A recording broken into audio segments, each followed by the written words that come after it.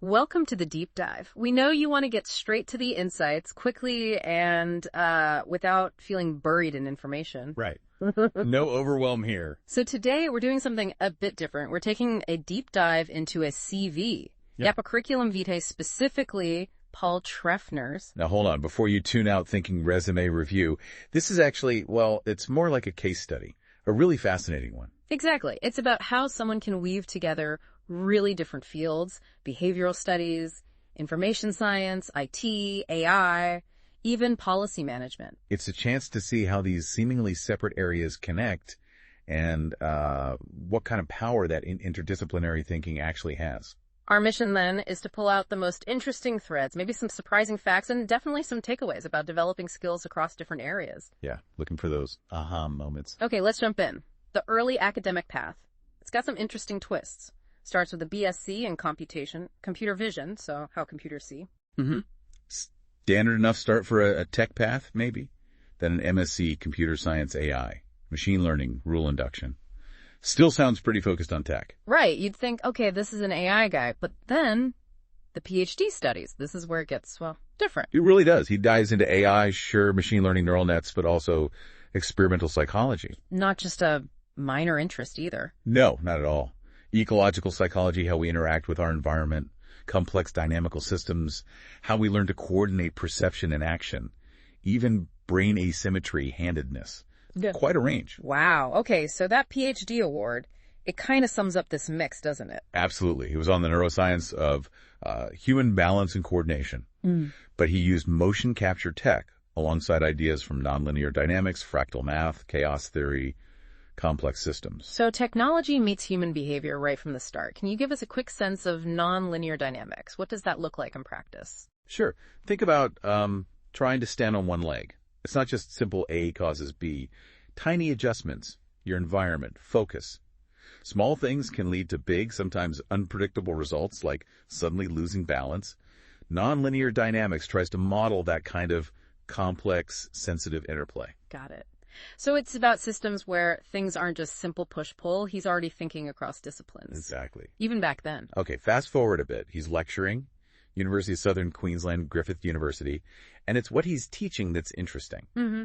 He developed a totally new course, Computer Interface Design and Psychology. Right there, the integration. Yes. Recognizing that tech isn't just code. It's got to work for humans, how we perceive, how we think. And that course got great feedback, 88%. Very satisfied. That's really high. Shows students saw the value, even then. What kind of psychology principles do you think made it click? Oh, things like how we perceive visual layouts, Gestalt principles maybe. Yeah. Cognitive load, how much information can someone handle, mental models, what users expect an interface to do, that kind of thing. Yeah, makes sense. Understanding the user's mind is key to making tech usable, not frustrating. Precisely. And then he takes this further.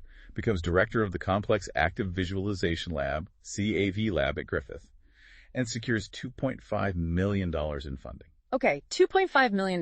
That's serious backing. What was the lab's focus? It was designed to be interdisciplinary. Data visualization, human perception again, coordination, language, communication, driving and safety science, complex systems, health science, human factors.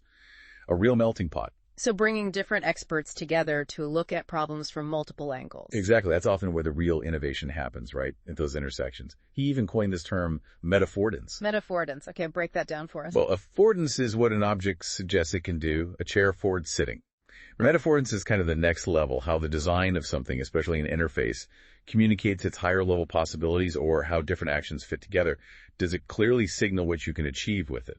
Ah, okay. So not just click here, but here's the overall task you can accomplish and how these buttons help. Something like that, yeah. Making the potential clear through design. And his lab explored that. He was also winning grants, big ones like from the Australian Research Council. Equivalent to NZ Marsden grants, so quite competitive. Very. And look at the topics. Yeah. How we walk, the link between speech and hand gestures, the perceptual limits on driving performance, so varied. It really shows this broad curiosity, doesn't it? Not just sticking to one narrow niche. And getting international recognition, too. Invited lectures in Japan on ecological psychology, language dynamics. But then, around 2001, a shift towards more direct, real-world impact. Chief scientist at Holden Driving Center. Yeah, moving from pure academia to a very applied setting. What do you think that academic background brought to a place like a driving center? Rigor, definitely. Understanding experimental design, statistics, how to actually measure behavior reliably. And his knowledge of perception and, attention was crucial for what they did next. Conducting what they believed were the world's first studies on mobile phones and distracted driving in real cars on closed roads. Wow. Not just simulators, real cars. What did they find back then? Well, one of the key things, as I recall, was that even hands-free conversations were significantly distracting. It wasn't just about having your hands off the wheel. The cognitive load. Exactly.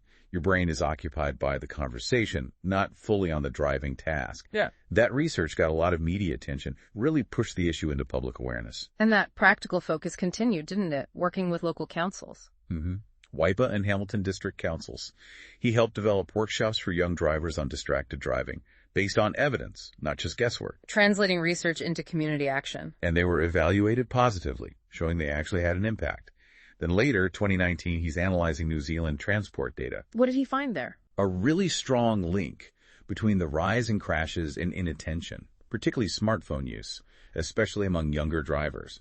And the interesting thing is, his independent analysis was later backed up by official ministry reports. So he was spotting critical trends in the data early on. Seems so.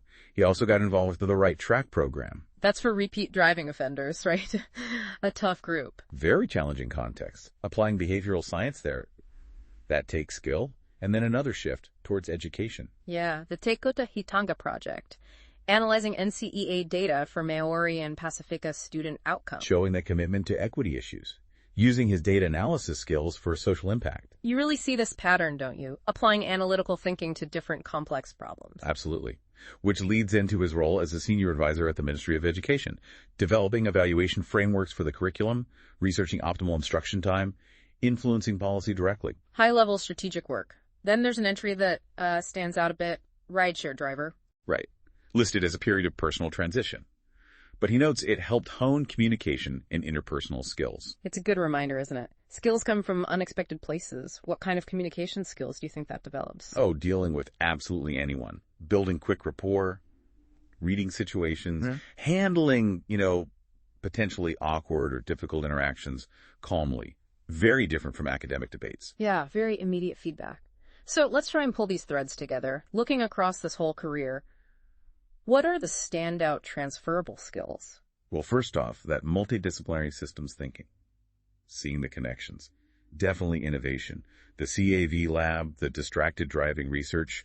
Persuasive writing, you don't get those grants without it. Critical thinking, analysis, data visualization that runs through almost everything. Yep. Collaboration, obviously, working across fields.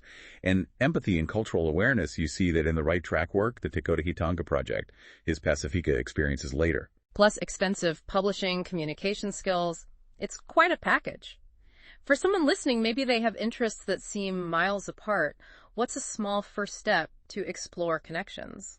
That's a good question. Maybe just allow yourself to be curious about the overlap. If you like, say, coding and history, could you use data analysis on historical records? Or visualize historical trends? Don't box yourself in. Look for the and, not just the or. Exactly. And Treffner even took a sabbatical that involved ocean sailing, voluntary work, teaching in Pacifica nations. Wow. Yeah.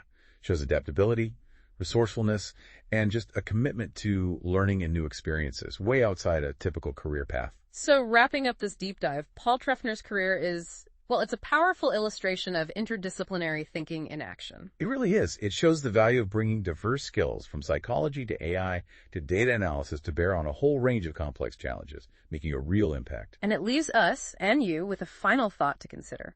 Where might seemingly unrelated fields intersect in your life or work?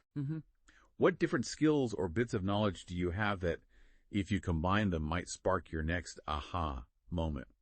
Maybe the most interesting solutions aren't deeper in one field, but between them.